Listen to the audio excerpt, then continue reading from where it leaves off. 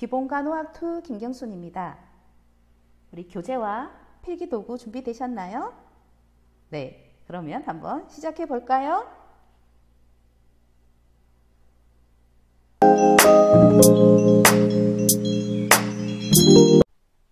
(527페이지) 보겠습니다. 그러면 약물 내성이라는 것은 어떤 건가? 보시면 약물 내성은 약물에 대해 현저하게 낮은 생리적 반응을 나타내는 사람이나 치료 효과를 유지하기 위해 용량의 증가가 필요한 사람에게 나타납니다. 그래서 흔히 이런 내성을 나타내는 약물은 아편제, 에틸알코올, 담배. 그래서 내용상으로는 우리가 중독이랑은 좀 비슷하기는 하거든요. 그래서 이런 내성이 생겨서 수면제를 하나를 먹던 사람이 나중에는 수면제 한 알이 안 듣는 거죠. 그래서 2알, 3알을 먹어야지 듣는 거고요. 처음에는 술을 한 잔도 잘 못 마시던 사람들이 대학 와서 학생 친구들이랑 좀 먹다 보면 나중에는 3잔을 먹어도 끄떡 없죠. 이런 것들을 내성이라고 하고요. 술은 좀 그렇지만 하여튼 약에 대해서 약물 내성이 생겼다 이렇게 얘기를 합니다. 축적 효과는 좀 전에 얘기했었죠. 그래서 반복하여 사용할 때 투여율이 대사율이나 배설율을 초과할 때 발생하는 증강 반응. 그래서 밖으로 나가는 것보다 밖으로 나가는 배설이라든가 아니면 몸에서 막 썼던 대사율보다 더 많을 때 투여한 것이 몸에 축적되는 것이 축적 효과입니다. 그리고 특이 효과라는 것도 있네요. 그래서 특이 효과는 예상하지 못한 개별적인 반응입니다. 그리고 과소 반응, 과대 반응이 특이하게 나타날 수 있고 보통 사람들에게서 나타나는 정상적인 반응과는 전혀 다른 반응이 나타납니다. 그래서 특이 효과라는 단어를 쓰고요. 그리고 약물 상호작용, 이거는 인터랙션 하는 거 보니까 2개가 뭔가가 한다는 거겠죠. 네, 우리가 사람 사이에서도 상호작용을 한다 이런 것처럼 네, 여기는 상호작용이 2가지 이상 약물을 동시 또는 전후에 병용 투여할 때 이 약물이 같이 사용했는 약물이 상호간의 작용으로 1가지 혹은 2가지 약 모두의 효과가 변하는 거죠. 그래서 1 플러스 1은 2가 되어야 되는데 1 플러스 1이 3이 될 수도 있고 1 플러스 1이 1이 될 수도 있다는 거예요. 그래서 상승 효과 그리고 억제 효과 이런 단어들이 나옵니다. 그래서 약물의 상호작용 개념을 익혀주시고요. 그리고 약물 오용, 이런 오용이라는 단어를 쓰거든요. 잘못 들어갔어요. 이 사람 환자가 왔는데 설사를 하는 환자한테 지사제를 줘야 되겠죠. 설사가 멈추는 약. 그런데 설사를 더 심하게 일으키는 약을 준다면 이것은 약물의 오용, 미스유즈라고 하거든요. 그래서 드럭 미스유즈 보실게요. 그래서 약물의 부적절한 사용으로 근만석 독작용이 초래되는 것이다. 처방약이나 일반약 모두 오용될 수 있으며 하제, 제산제, 비타민제, 진통제, 기침약, 감기약 등 흔히 사용되는 약물들이 대상자에 의해 자가 처방되거나 과용된다. 얘기는 뭐냐면 본인이 감기약을 3일 처방받았어요. 근데 하루 먹었을 때 괜찮았어요. 그냥 증상들이 나았어요. 그러면 본인이 더 이상 안 먹게 되면 이것은 약물 오용. 그래서 대상자, 그 환자에 의해서 자가 처방되거나 과용되는 경우. 그리고 과용이라는 것은 그 용량보다 더 많이 먹는 거겠죠. 그래서 수면제 한 알만 드세요. 하루에 자기 전, 취침 전 HS라고 했는데 2알을 먹는다면 이것은 과용되겠죠. 이런 것을 약물 오용이라고 합니다. 그래서 대부분 사람은 이러한 약물로 인해 해로운 효과를 경험하지 않으나 어떤 사람은 경험하기도 합니다. 그래서 후두암과 같은 심각한 질병에 의해 발생하는 기침을 억제하기 위해서 처방 없이 사용할 수 있는 기침약을 복용하는 경우가 그 예라는 거죠. 그래서 우리 기침약 중에서 코데인이라는 약이 있거든요. 이거는 향정인데요. 이 약을 처방은 반드시 있어야지 쓰는 약인데 환자들이 이거는 코데인 마약인데 기침약이 아니야 해서 뭘 안 먹거나든가 그 약이 효과가 없다고 본인이 생각한다든가 그렇게 해서 잘못 사용되는 경우 그것을 약물 오형이라고 합니다. 그러면 비슷한 개념이지만 조금 다른 드럭 어뷰즈라고 하는 약물 남용을 보실게요. 약물 남용은 지속적 혹은 주기적으로 특정 물질을 부적절하게 복용하는 것입니다. 그래서 사회가 해당 물질의 사용을 남용이라고 간주하면 약물 남용입니다. 예를 들어 볼게요. 근무 중에 음주는 알코올 남용으로 여겨지지만 사교 모임에서 음주는 허용됩니다. 약물 남용에는 약물에 대한 의존성, 습관성의 두 가지 측면이 있다는 거고요. 우리가 뭐 술을 예를 든다면 이런 의존성이라든가 습관성 이런 것들이 조금 이해가 되겠죠? 네, 그런 부분이고요. 그리고 불법 약물 보시면 불법으로 판매되는 약물로 스트레이트 드럭이라고 불리거든요. 이거는 길거리 약물, 왜냐하면 마약 같은 거는 일반적으로 살 수 없잖아요. 그래서 미국, 외국 같은 경우에는 길거리에서 불법으로 이렇게 사고 팔고 하거든요. 그래서 이런 불법 약물을 스트리트 드럭이라고도 불린다는 얘기고요. 헤로인이 어떤 상황에서도 사용될 수 없는 약과 그리고 처방에 의해 사용될 수 있는 약물을 불법으로 사용한 경우에 두 가지 유형이 있습니다. 그럼 불법 약물이 있고요. 약물 작용을 볼게요. 약물 작용에 보면 반감기라는 용어로 설명이 됩니다. 반이 됐나? 이렇게 먼저 한번 생각해 보시고 그러면 반감기라는 게 어떤 건지 보면은 반감기란 체내의 특정 약물의 농도를 반으로 줄이기 위해 신체 배설 과정에서 요구되는 시간을 얘기합니다. 시간. 네. 그래서 밑에 보시면 처음은 100%예요. 농도가.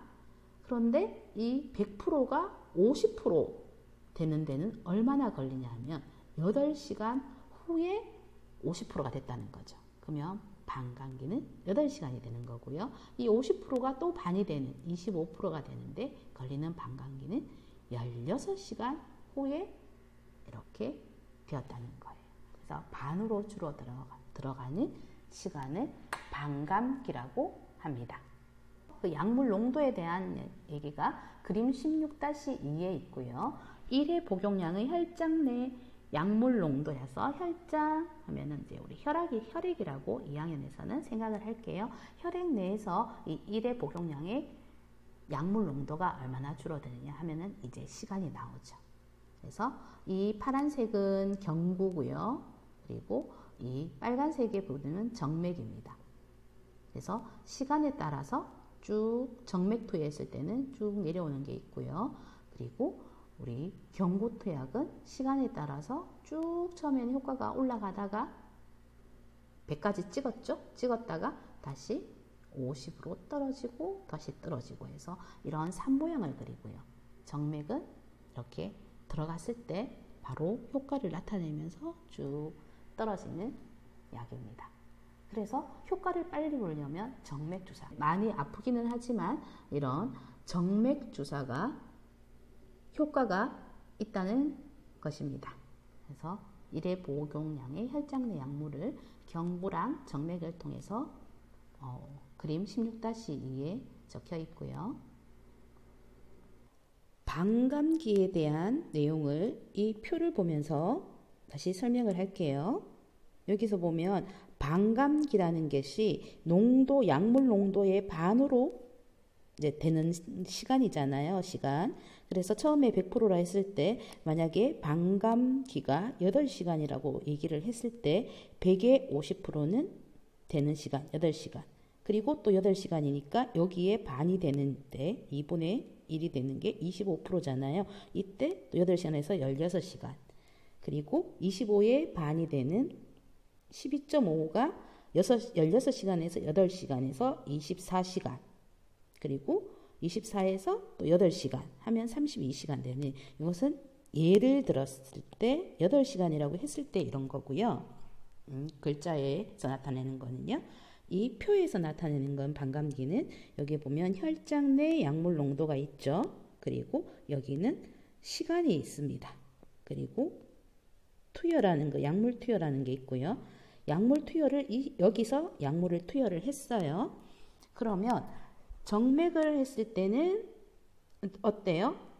이 효과가 약물 투여를 했을 때 효과가 이 100이었다면 이 반이 되는 때가 반감기겠죠. 거기에 대한 어떤 시간이 있을 거고 이 반에 대한 또 반, 그리고 이 반에 대한 또 반, 이렇게 됐을 때의 시간을 반감기라고 합니다. 그리고 이 정맥 주사는 이렇게 해서 아래쪽으로 이렇게 해서 바로 떨어지죠. 그리고 경고투여, 입으로 먹는 약 같은 경우에는 처음에 시간이 지나면서 이 산 모양이었을 때가 이제 100%의 효과를 보고 있습니다. 이 100%의 효과에서 50% 되는 때, 이때가 반감기겠죠. 그래서 이 50에 또 반이 있겠죠. 또 반이 있을 거고, 여기까지 또 이 반에 또 반이 있을 거고, 이 시간들을 다 시간을 반감기라고 합니다. 그래서 반감기에 대한 이제 개념은 잡으셨을 거고요. 이 반감기를 왜 알려고 하는 거냐 하면요, 이런 내용들이에요. 약물요법, 왜 메디케이션을 하느냐, 이 메디케이션을 하는 목적은 이 체내의 일정 수준의 약물 농도를 유지하기 위함이에요. 만약에 진통제라고 생각해 보세요. 앞에서 계속 얘기했던 펜타닌, 몰핀, 이런 마약성 진통제, 그리고 터미널 환자예요. 지금 암의 거의 마지막 단계, 4기에 있는 환자들은 통증이 어느 정도냐 하면, 제가 암 환자 케어를 2년 정도 했었는데요. 물어봤어요. 이제 신뢰가 쌓였을 때 이제 그 통증이 올 때 어느 정도의 고통이냐고 물어봤더니 하시는 얘기가 바늘 만개가 찌르는 듯한 형용할 수 없는 통증이라고 하더라고요. 그렇게 힘든 통증이 있으면 이 통증을 그래도 좀 경감시켜주는 게 간호의 역할이고, 또 의사가 처방내는 그런 약물들로 인해서 환자들을 조금 편안하게 해주는 것이 간호겠죠.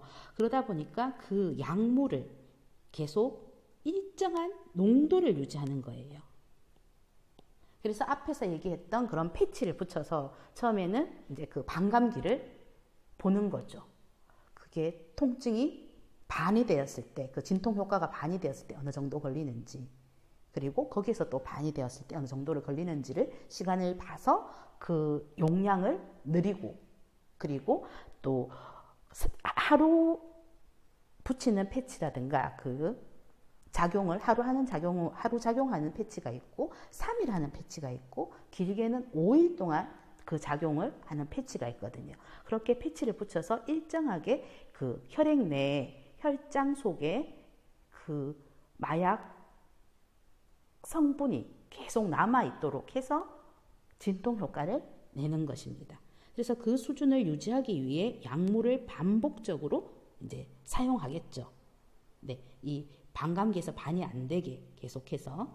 그래서 경구투여된 약물은 위장관으로 흡수되어 혈장으로 가고, 혈장 농도는 흡수율과 배설률이 같아질 때까지 증가한다. 이렇게 해서 혈장 얘기가 계속 나오는데요.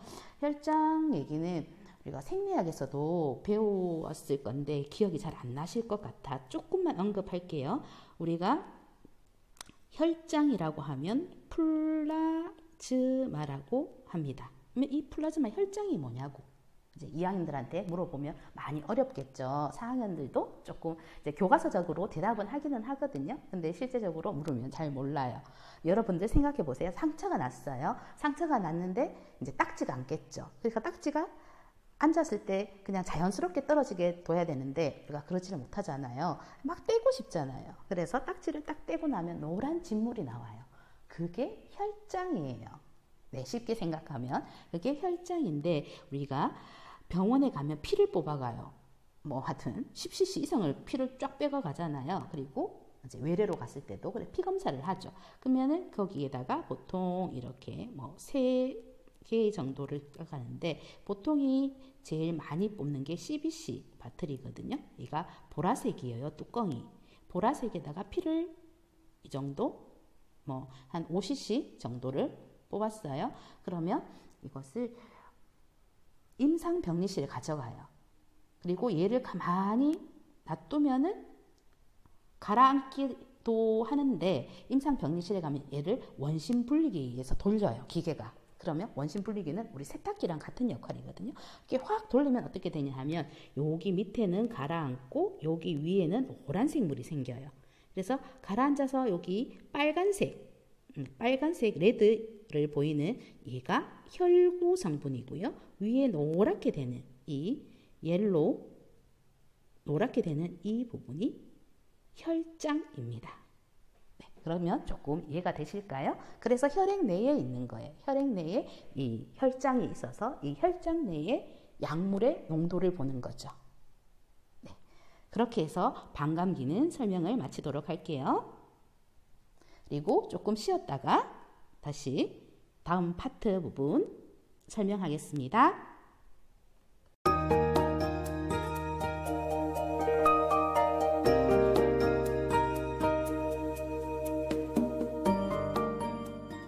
(528페이지) 오른쪽 단락 아래쪽에 보시면 이 파란색 부분 약물 작용의 시작을 보면은 온셋이라는 얘기가 있어요.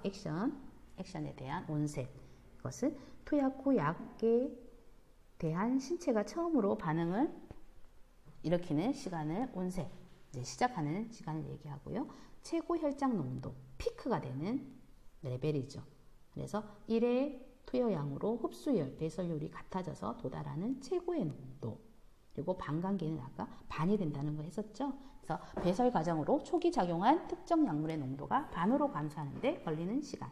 그리고 정체기는 반복적으로 일정한 용량을 투약한 후 약물의 혈장 농도가 유지되는 기간을 정체기라고 합니다. 우리가 다이어트 할 때도 정체기가 있죠. 다이어트 갑자기 일주일 동안 쫙 빠지는데 2주차 때는 몸무게가 변함이 없어요. 그것을 정체기라고 하고 보통 다이어트 할 때는 계단식으로 내려오거든요. 근데 약에서도 이런 정체기가 있다는 겁니다. 정체기. 529페이지 볼게요. 그래서 약동학이라는 얘기가 나오는데요. 파마코키네틱스라고 해서 보통 이제 파맛이라고 하는 약, 그리고 운동이라고 하는 키네틱, 이게 합쳐진 단어가 약동학이네요. 그래서 약물의 흡수, 분산, 생체 내 전환, 그리고 배설에 대한 연구를 하는 것인데요. 보면은 이 하나하나 흡수, 분산, 생체 내 전환, 배설에 대한 이렇게 하나하나에 대해서 간단하게만 볼게요. 흡수 보겠습니다. 흡수는 혈류 속으로 약물이 도달하기까지의 과정입니다. 그래서 약물이 혈류에 직접 투여되지 않는 체내 약물의 첫 번째 단계는 흡수이고요. 이 약물은 흡수를 위해서 투여 경로, 그러니까 구강이든 피하든 피내든 아니면 근육주사든 아니면 정맥주사든 이런 투여 경로에 적합한 형태로 투여되어야 된다는 얘기입니다. 그래서 이 위, 스토막이라는 이 위는 흡수율이 일정하지 않습니다. 예를 들면 음식물은 특정 약물의 용해 그리고 흡수를 방해하며 약물이 흡수되는 소장으로 운반도 지연시킵니다. 또한 음식물은 특정 약물의 분자와 결합하여 분자 구조를 변화시켜 흡수를 억제하거나 방해합니다. 이것이 뭐냐 하면은 이 위에서는 이 산도 때문에 그렇거든요. 우리가 위산이 나온다. 우리가 토하거나 이러면 좀 쓴맛이 나죠. 신맛이. 그게 산이기 때문이고요. 웬만한 조금 우유가 일주일씩 지난 우유를 먹어도 괜찮은 게 이 위에서는 산이 있기 때문에 이제 소독 가능하거든요. 그래서 이 산도 때문에 이런 흡수도 조금씩 달라진다는 거거든요. 그래서 이 예에서는 뭐냐 하면 우리가 니트로글리세린이라고 하는 약이 있어요. 그래서 우리가 갑자기 심장이 잘 안 뛰어서 섬액이 일어나거나 그럴 때 이 니트로글리세린을 이제 설하로 투여를 해요. 혀 아래쪽에. 그러면 이 약물이 반응을 하거든요. 그래서 이거는 설하로 준다는 거.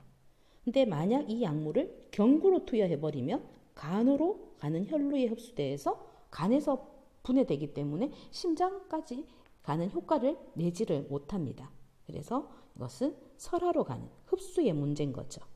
그리고 정맥주사, 우리 앞에서 우리 그 표를 보면서 528페이지에서 1회 복용량의 약물 내 혈장 내 약물 농도 하면서 반감기라는 얘기를 했었죠. 그때 얘기를 했었습니다. 이 정맥주사, 이거는 혈류에 직접 투여되면 약물이 흡수 과정이 필요가 없으므로 빨리 작용이 난다고 했어요. 그래서 이렇게 경사면을 이루었죠. 처음에 들어가자마자 제일 정점을 찍고 점점 내려오는 반감기에 얘기를 했던, 그래 정맥주사, 이건 빠른 약작용이 필요할 때 투여되고요. 그리고 피하, 우리가 인슐린과 같은 이 피하 조직은 근육보다 혈관이 작게 분포되어 있어 근육보다 약의 흡수가 느리게 됩니다.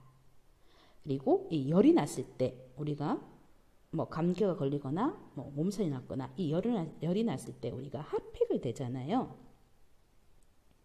그래서 이런 핫팩을 대게 되면 혈류가 증가해서 약의 흡수율이 가속됩니다. 높아지고요. 반대로 아이스백을 대면 약물의 흡수를 느리게 합니다.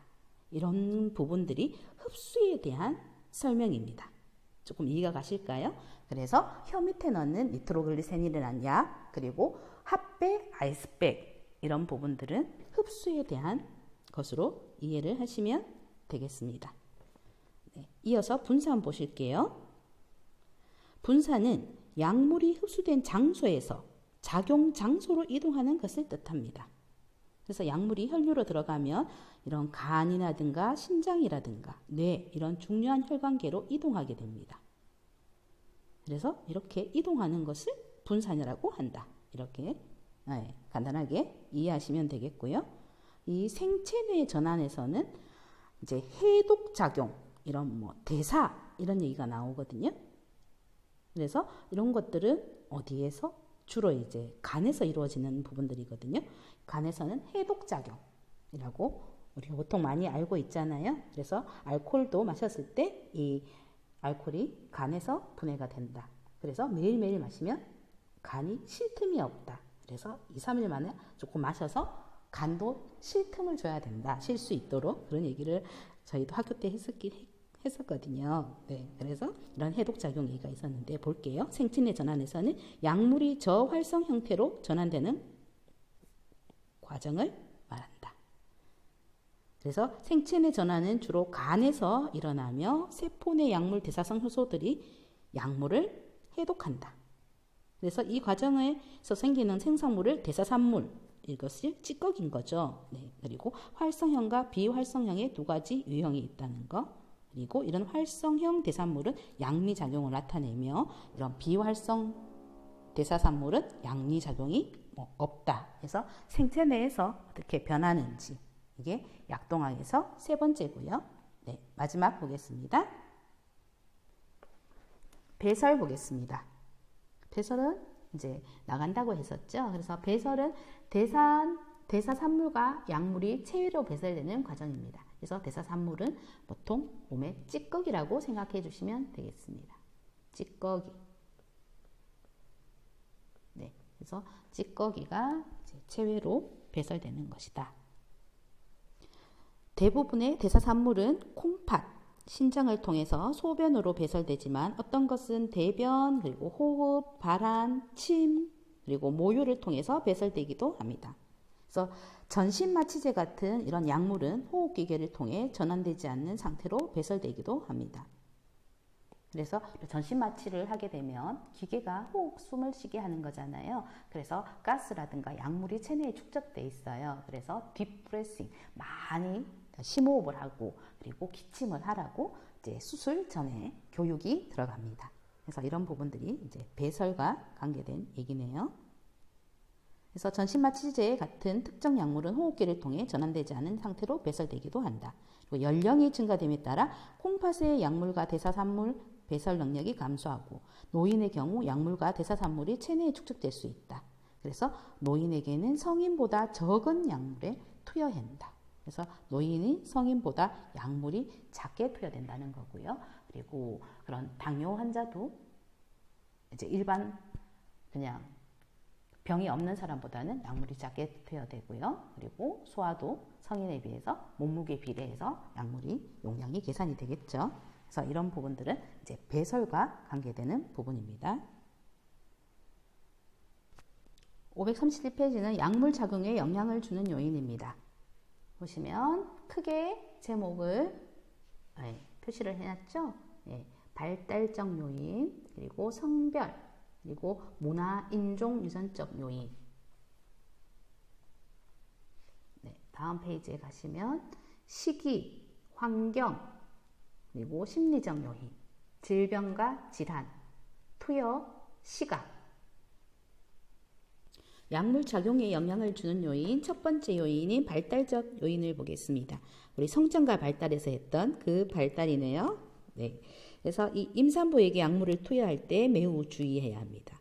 왜냐? 임산부는 태아가 있겠죠. 그래서 태아, 성인, 아이 그러면은 성장과 발달과 연관되는 그 부분입니다. 그래서 임신 중 어떤 시기에도 약물 복용은 위험하지만 특히 태아의 생명기관이 형성되는 임신 1기, 첫 3개월 이때는 위험하다고 했고, 그리고 엑스레이도 맞으면은 기형이 발생한다고 했던 부분입니다. 그래서 태아에 대한 역효과의 가능성 때문에 대부분 약물 사용은 금기입니다. 그래서 어드버스 이펙트에서 사이드 이펙트 부작용보다 조금 더 심한 경우였죠. 역효과는.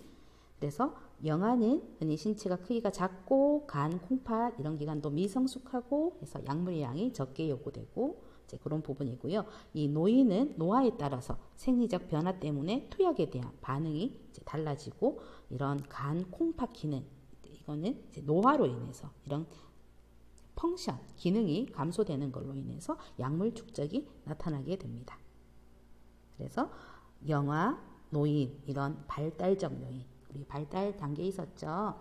우리 신생아부터 신생아, 영아에서 쭉 가서 노인기까지 일어났던 그런 부분들에 대해서 이 약물 작용에 영향을 주는 첫 번째 요인이었고요.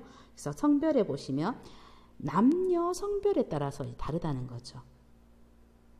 그래서 남녀 성별에 따라 다른데 우리가 연구가 지금까지 되어 왔던 것은 거의 남성을 대상으로 이루어졌어요. 그래서 용량도 그렇고 모든 것들이 그러다 보니까 이 여성을 대상으로 하는 약물 연구가 좀 부족하거든요.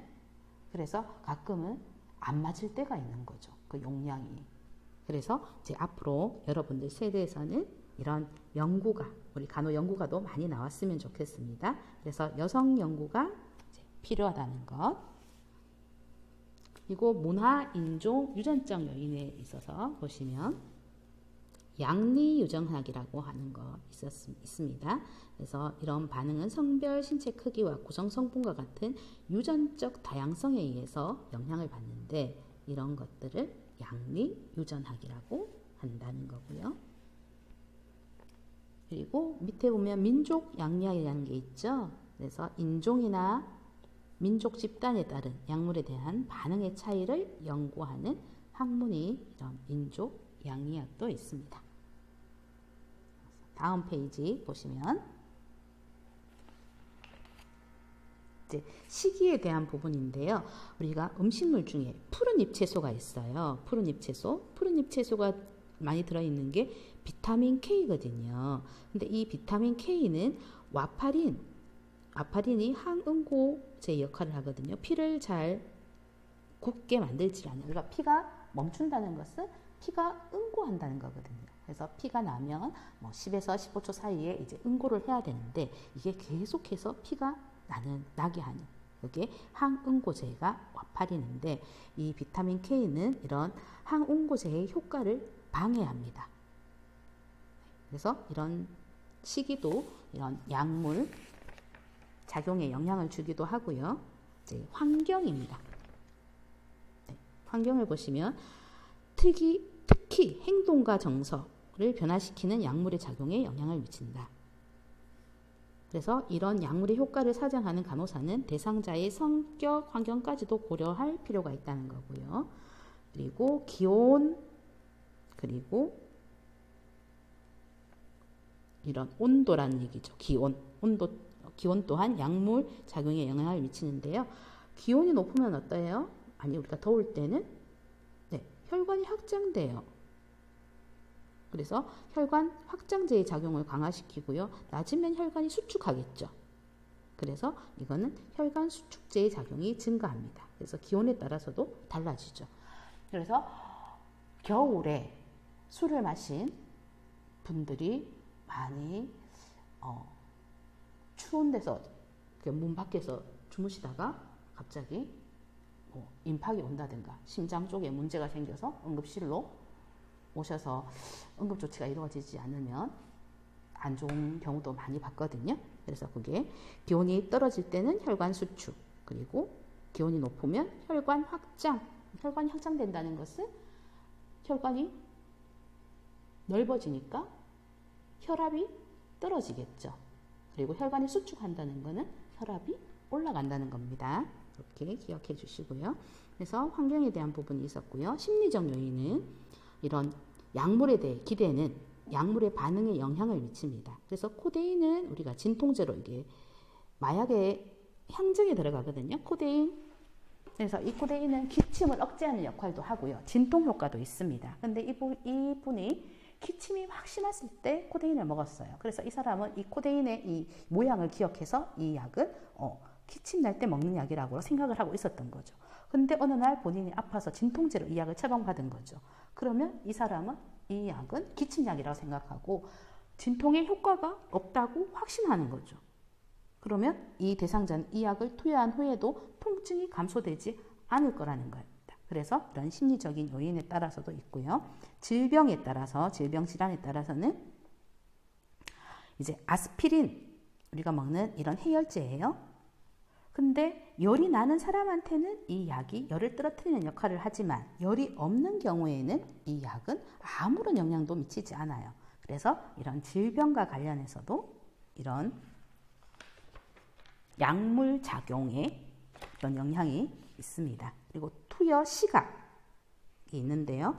우리가 앞에서 얘기했던 경구약 그리고 정맥투여 있었죠. 그래 보면은 여기도 경구용 약물은 공복 시 더 빨리 흡수되고 다른 약물은 음식과 함께 투여될 때 더 빨리 흡수되고 뭐 이런 약들이 있어요. 그래서 그 예를 보면 암피실린 이런 약은 공복 투여 시에 더 빨리 흡수되는데 이제 항우울제 약으로 먹는 트라조돈 하이드로클로라이드라는 이 약은 음식과 함께 투여될 때 더 빨리 흡수됩니다.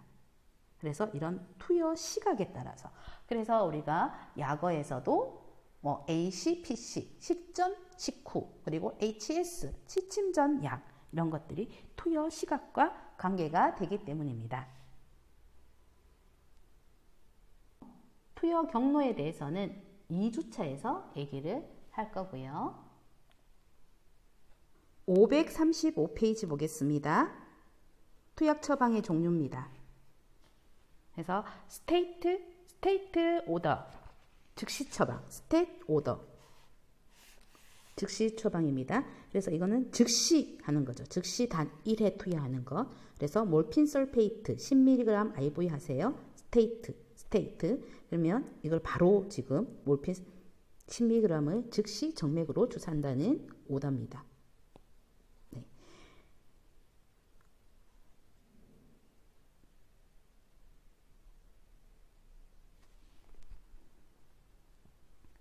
(535페이지) 보겠습니다. 투약 처방의 종류입니다. 네, 첫 번째 즉시 처방입니다. 그래서 처방이 어떻게 나냐면 즉시 단 1회 투여하시오. 예를 들면 몰핀 설페이트를 10mg을 IV 정맥 주사로 스테이트 이렇게 오다가 나면 지금 바로 즉시 주사라는 얘기고요. 1회 처방 해서 싱글 오더 또는 원타임 오더라고 하는 거는 보시면 특정 시간에 한 번 투여하는 거예요. 즉시 처방은 바로 즉각적으로 주는 거고요. 이 1회 처방은 한 번 투여되는 것입니다. 그리고 정규 처방, 그래서 스탠딩 오더라고 하는 건요. 우리가 임상에서 보면 한 3일이나 아니면은 일주일 간격으로 우리가 정규 처방이 나거든요. 그래서 오더데이라고 있어요. 그래서 요양병원이라든 이런 데는 한 7일 정도로 해서 오다 데이가 있거든요. 그러면 그날 데이 근무자는 오다 픽업하고 오다를 지금 챙기면서 약 재는 데 일이 엄청 많이 소요가 되거든요. 그렇게 한 일주일 정규적으로 똑같은 약들이 들어가는, 환자마다 원래 들어가는 약들이 있겠죠. 그래서 만약에 경과가 좋아졌으면 뭐 다른 약으로 교체해서 일주일간 오다가 쫙 나는, 그것을 정규 오다. 그래서 정규 처방, 스탠딩 오다라고 합니다. 그래서 정규 처방은 처방이 유효한 날짜가 지정될 수도 지정되지 않을 수도 있다. 그리고 취소 처방이 서면으로 제시될 때까지 무기한 수행할 수도 있고요. 그리고 혹은 지정된 수의 날짜 동안 수행되기도 합니다. 그래서 이런 것이 정규 처방이고, 필요시 처방은 많이 들었죠? PRN 오다라고 하거든요. 아니면 needed order, 필요시 처방, 말 그대로 필요할 때 처방하는 거거든요. 그래서 대상자 요구가 있을 때 간호사가 필요하다고 판단되는 경우 간호사가 투약할 수 있게 하는 처방입니다. 그래서 암포젤이라고 하는 얘는 제산제거든요.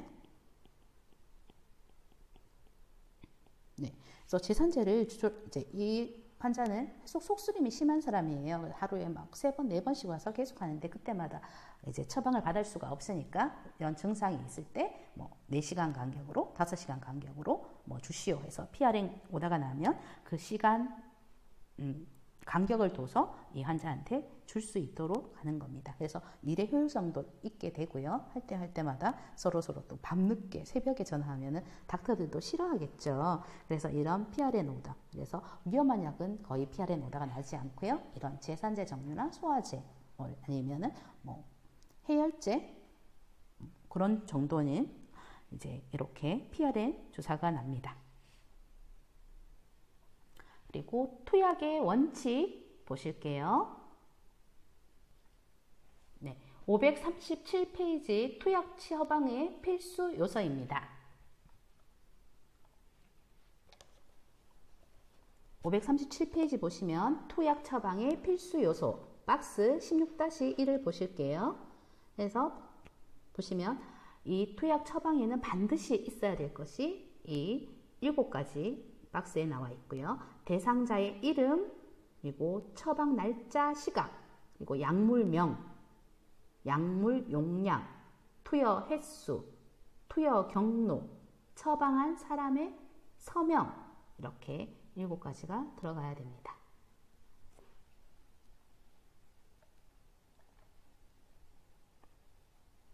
그래서 550페이지 보시면 그 투약 과정에 있어서 나와 있는 이제 지켜야 되는 것들이거든요. 그래서 좀 전에 얘기했던 대상자 이름이 있었죠. 거기에 대한 대상자 확인입니다. 그래서 대상자 확인은 가장 흔한 투약 오류 중 하나가 이 다른 대상자의 약물을 투여하는 것입니다. 그래서 잘 체크해야 되겠죠. 환자가 바뀌지 않도록. 그래서 그림에 보시면 뭐 샘플 바코드라는 거, A에는 샘플 바코드, B에는 간호사가 약물 포장의 바코드를 이제 스캔하고 약물 투여 전에 대상자 손목의 바코드를 스캔하고, 이 부분은 이 지금 현문사가 외국 원서를 가지고 이제 번역을 하다 보니까 사실은 이 책의 어감도 조금은 자연스럽지 않은 부분도 있고요. 여기 갖고 왔는 이런 사진들도 외국 것들이 많거든요. 네, 우리나라에서 우리는 일을 할 거기 때문에 외국을 가고 싶은 우리 학생들도 있겠지만, 일단은 이 외국에는 이렇게 이루어지고, 우리나라 같은 경우에는 우리가 뭐 기본 간호 술기라든가 3학년에서 하는 핵심 술기에서 네, 프로토콜이 있죠. 그대로 이제 진행하면 되는 거거든요. 그래서 뭐 대상자 팔찌를 확인해서 뭐 한다. 그리고 대상자한테 이름을 뭐 물어본다. 개방식으로. 네, 그렇게 해서 대상자 확인을 하게 되겠습니다. 그리고 두 번째는 정보 제공입니다. 그래서 대상자가 약물 치료에 익숙하지 않은 경우 간호사는 약물의 효과뿐만 아니라 발생할 수 있는 부작용도 이제 설명해야 된다는 거고요. 이제 약물 투여에 있어서는 MAR을 주의 깊게 읽고 약물의 라벨과 비교하면서 3번 확인한다. 그래서 박스 16-5를 보시면 안전한 약물 투여를 위해 3번 확인하기. 첫 번째 확인. 투약 처방을 읽고 대상자의 약 서랍에서 양을 꺼내고 대상자의 이름, 방번호를 투약 처방과 대조하여 확인하고 또 처방과 약물의 라벨을 비교하고 또 약물 용량이 투약 처방과 일치하지 않는다면 계산을 해보고 약물의 유효 날짜를 확인하고 두 번째 확인할 때는 약물을 준비하는 동안 약물 라벨과 투약 처방을 확인하고 그리고 세 번째 확인에서는 용기의 라벨을 투약 카트에 다시 넣을 때 혹은 대상자에게 약물을 건네기 직전에 투약 처방과 비교하여 확인합니다.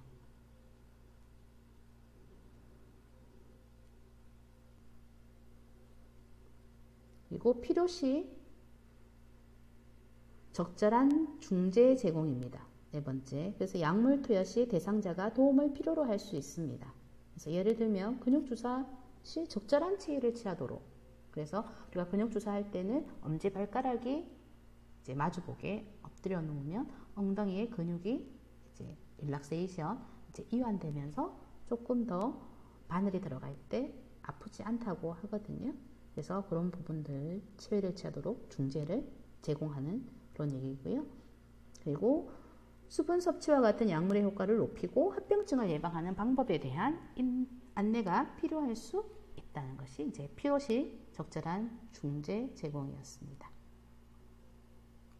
552페이지 볼게요. 우리가 투약에는 아까 7가지 얘기를 했는데요. 옛날에는 5라이트였는데 지금은 10라이트로 바뀌었어요. 이 투약의 10가지 원칙, 이거는 박스로 제가 크게 해놨죠. 그만큼 중요하다는 얘기입니다. 그러면 어떤 내용들이 있는지 볼게요. 네. 그래서 첫 번째는 정확한 약, 정확한 용량, 그래서 right, 10R이라고 하는 이 right, right,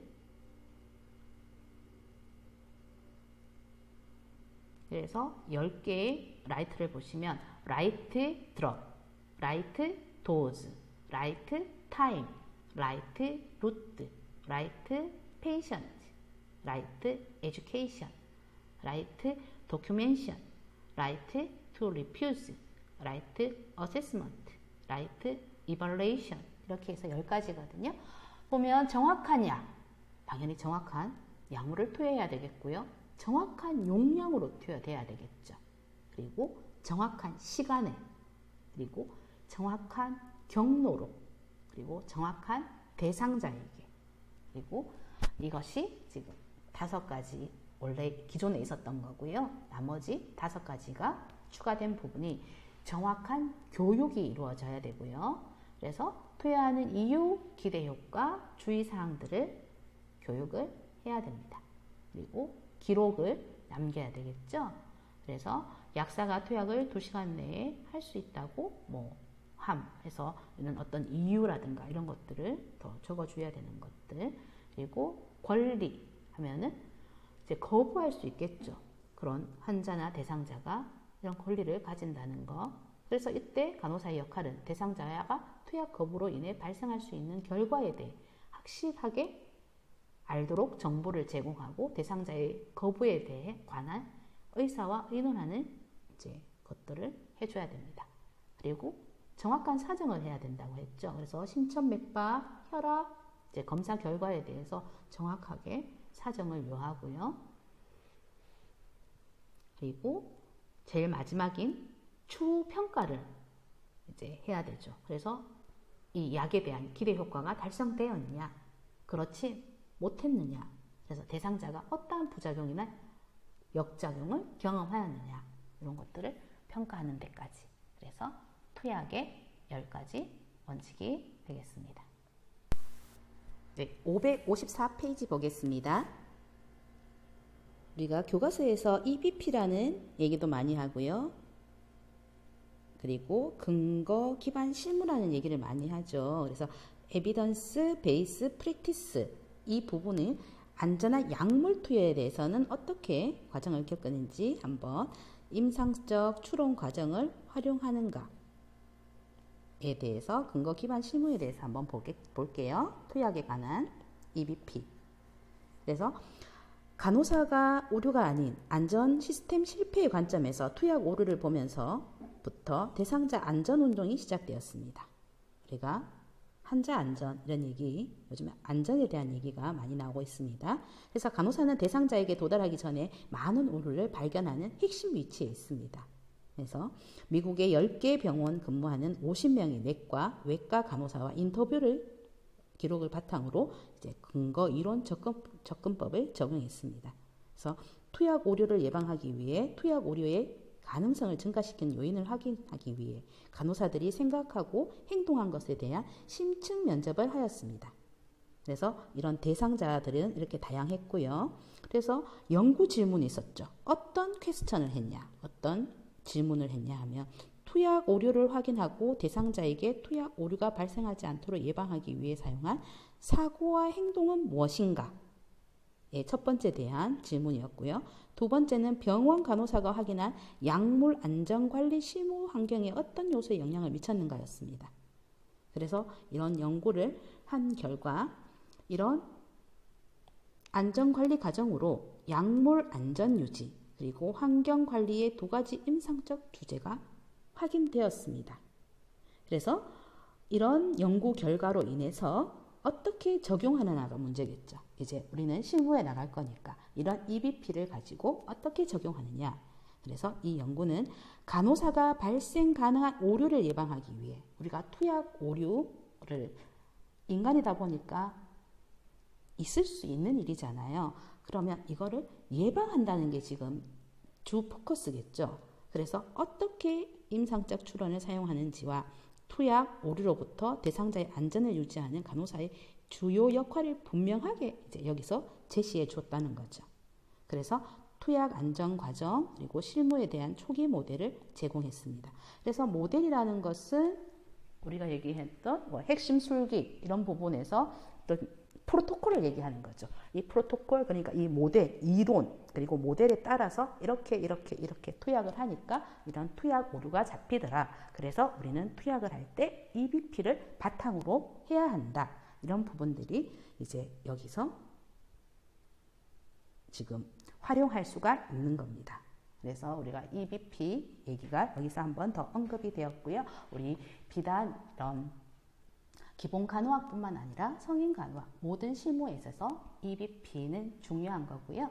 그리고 우리 간호 과정에서도 EBP 항상 얘기하고 임상에서 실습할 때 또 지도하시는 이제 지도 교수님들하고도 우리가 컨퍼런스를 하게 되거든요. 2학년들은 이제 선배님들한테는 많이 들었겠죠. 그래서 컨퍼런스가 되게 스트레스일 텐데 이런 모든 컨퍼런스에 있어서도 EBP 근거 기반을 제시해 줘야 되거든요.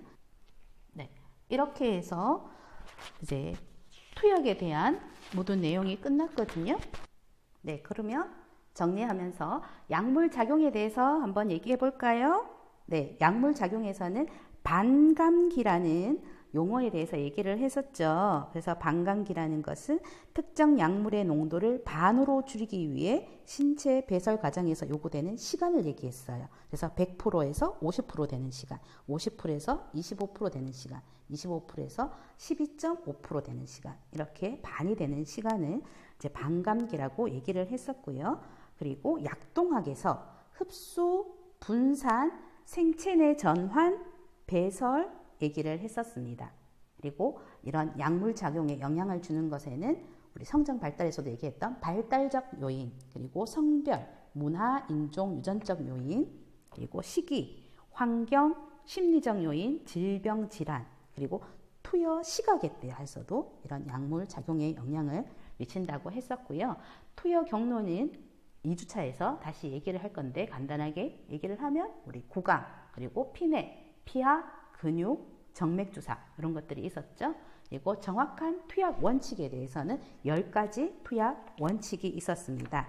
기억나실까요? 예전에는 5라이트였는데 지금은 10라이트, 10라이트라고 하죠. 그래서 정확한 약, 정확한 용량, 정확한 시간, 정확한 경로, 정확한 대상자, 정확한 교육, 정확한 기록, 그리고 거부할 권리, 정확한 사정, 정확한 평가, 이렇게 해서 10라이트가 되겠습니다. 그래서 이 부분 체내에서 약물 작용, 그리고 투여 경로, 그리고 투약의 텐라이트, 이 부분은 이번 1주차 시에서 꼭 기억해 주시기 바랍니다.